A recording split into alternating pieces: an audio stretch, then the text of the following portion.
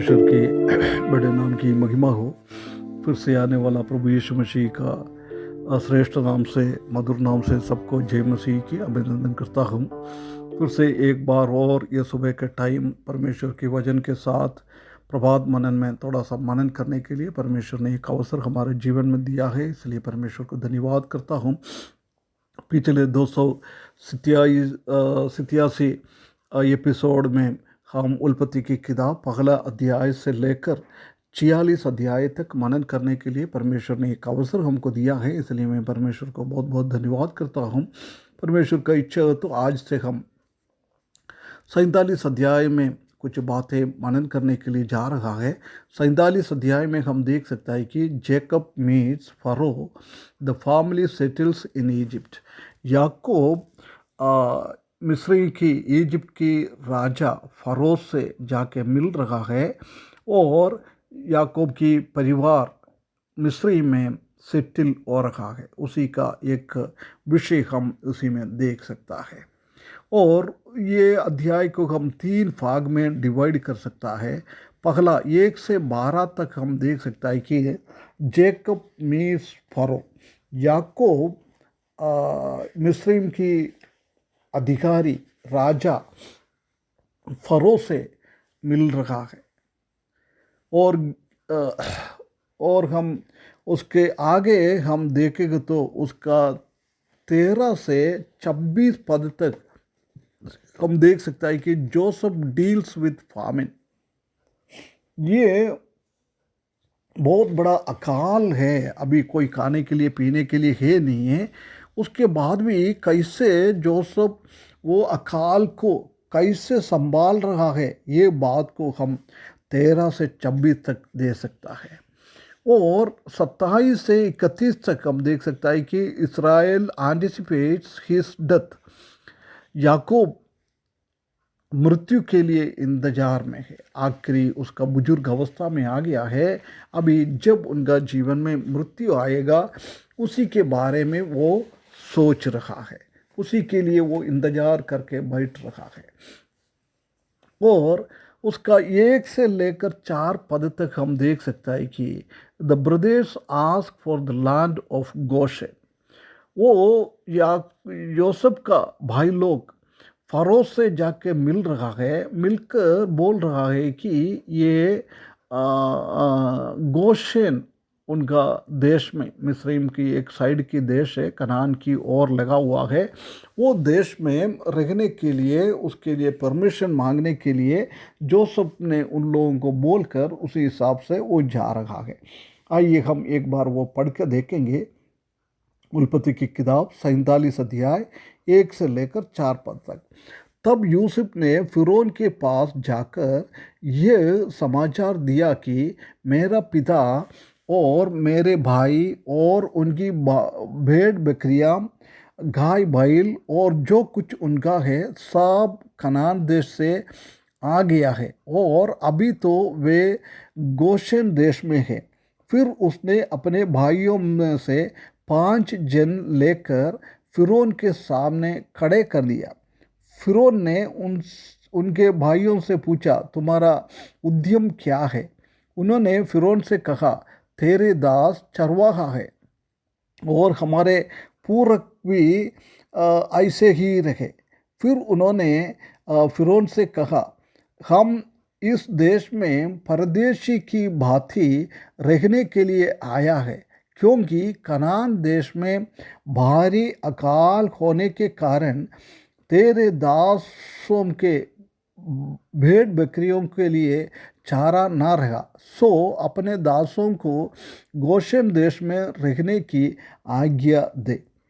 तब यूसुफ ने फिरौन के पास गया है। इधर हम देख सकता है कि यूसुफ को कभी भी कहीं भी फिरौन के पास जाने के लिए, राजा के जास के मिलने के लिए एक अधिकार दिया हुआ है, क्योंकि उसने मिस्र के देश को, राजा को, सबको ये बहुत बड़ा अकाल से बचा लिया है। इसलिए वो बहुत एक आदर जोसेफ की ओर दिया हुआ है। जोसेफ को कभी भी ये फिरौन मिस्र के राजा के पास जा सकता है। प्रिय भाइयों बहनों, हम भी जब किसने प्रभु यीशु मसीह को अपने उद्धारकर्ता के रूप में स्वीकारा है, हमारे पापों से बच गया है, उसको भी कभी भी परमेश्वर के पास, परमेश्वर के सिंहासन के पास जाने का अधिकार दिया हुआ है, जाने का अधिकार दिया हुआ है।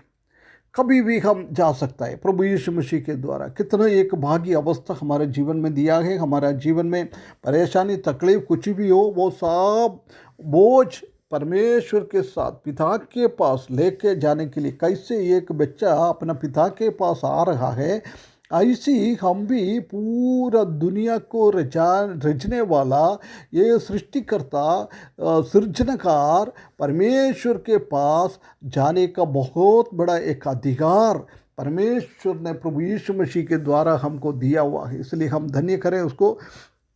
उसके बाद उसने जाके अपना कार्यों को उसी के सामने रख रखा है। मेरा पिता, मेरा भाई लोग, मेरा भाई बकरी, सब कुछ कनान देश में कुछ भी नहीं छोड़ा है, सब कुछ लेके अभी वो गोशेन देश में पहुंच गया है ना। इसलिए वो बोल रहा है कि उसी देश में रहने के लिए अधिकार चाहिए। इसलिए उसने अपना 5 भाइयों को भी साथ में लेके गया। समझ में नहीं आ रहा क्यों 5 को लेके गया, सबको क्यों नहीं लेके गया। इधर तो कहीं उसका हर बात तो लिखा नहीं है। कैसो भी हो, उसने 5 को लेके गया है। फिरौन से सामने उसने खड़ा कर दिया और फिरौन से उसने भाइयों से पूछा, तुम्हारा उद्यम क्या काम कर रहा है। वो बोल रहा है, फिरौन से कहा, तेरे दास। देख कितना नम्र होकर वो बात कर रहा है। फिरौन के सामने बोल रहे, आपका दास है हम, है ना, हम चरवाहा है, भाई गाय बकरियों को सबको पालने वाला है। और हमारा पूर्व लोग भी ऐसी काम किया है। हम जानता है कि चरवाहा का काम बहुत बड़ा एक यही है। हमारा प्रभु यीशु मसीह खुद बोल रहा है, मैं चरवाहा हूँ। मैं चरवाहा अपने भेड़ों के लिए जान देने के लिए आया है। 2000 साल पहले प्रभु यीशु मसीह ने इस दुनिया में आया, हमारा चरवाहा बनकर आ गया है। हमको भेड़ियों के अंदर से, चोर लोगों के बीच में से, शैतान से हाथों से हमको बचाने के लिए प्रभु यीशु मसीह ने हमारे लिए, हमारा जान बचाने के लिए अपना जान काल्वरी क्रूस पर दिया हुआ है। उसी के द्वारा हम आज प्रभु यीशु मसीह का झुंड में हम आया है। शैतान के झुंड से प्रभु यीशु मसीह का झुंड में हम आया है ना। और वो बता रहा है कि 4 पद में, फिर उन्होंने फिरौन से कहा, हम इस देश के में परदेशी है, हम इस देश में परदेशी है। देख ये बोल रहा है, इस दुनिया में हम शाश्वत है नहीं। हमको कितना भी धन दौलत हो, कितना भी मकान हो, कितना भी बंगला हो, कितना भी पालस जैसी हम बनता है, सब इस दुनिया में छोड़ के जाना है। हम थोड़ी दिन के लिए है, हमारा मृत्यु तक इस दुनिया में रहना है। मृत्यु के बाद हमारे इस दुनिया से कोई लेना देना है नहीं है। हम इसलिए एक परदेशी है। इसलिए प्रिय भाइयों बहनों, हमेशा ये याद हमारे जीवन में रखना है, हम इस दुनिया में कभी भी परमानेंट स्थायी रूप से रहने वाला है नहीं है। हम एक परदेशी मुसाफिर बनकर इस दुनिया में रहना है। हमारा हकीकत स्थान स्वर्ग में है, प्रभु यीशु मसीह के पास, परमेश्वर के पास हम रहेंगे। इस दुनिया छोड़ के जाना है, इसलिए एक परदेशी के रूप में ये लोग रह रहा है।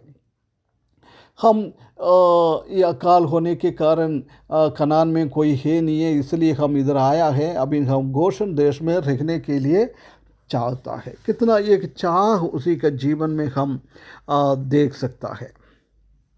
ये पहले से जोसेफ ने इनको बोल के भेजा था कि कहाँ कैसे कैसे उनको बोलना है, उसी हिसाब से उन्होंने बात किया है। ये बात को हम देख सकता है। ये गोशेन देश में उसी को रहने के लिए, एक अलगापन की अनुभव में रहने के लिए, दुनियादारी से, मिस्रियों के बीच में से हटकर जीने के लिए यही जोसेफ चाहता था। इसलिए जोसेफ ने ऐसी फरौन से खुद ही बात किया है और भाई लोग भी बात किया है। ये बात को हम देख सकता है। प्रिय भाइयों बहनों, हम भी परमेश्वर के सामने अधिकार के साथ, खियाब के साथ हम जा सकता है, हम प्रार्थना कर सकता है। और हम परमेश्वर का दास है ये अपन को समझना है। और हम इस दुनिया में मुजाफिर के रूप में रह रहा है, हमको स्थायी जगह नहीं है, हमारा स्थायी जगह स्वर्ग है। ये बातों को याद करते हुए इस दुनिया में हमारा जीवन बिताने के लिए परमेश्वर इस वचन के द्वारा हमको मदद करे। उनके बड़े नाम की महिमा हो।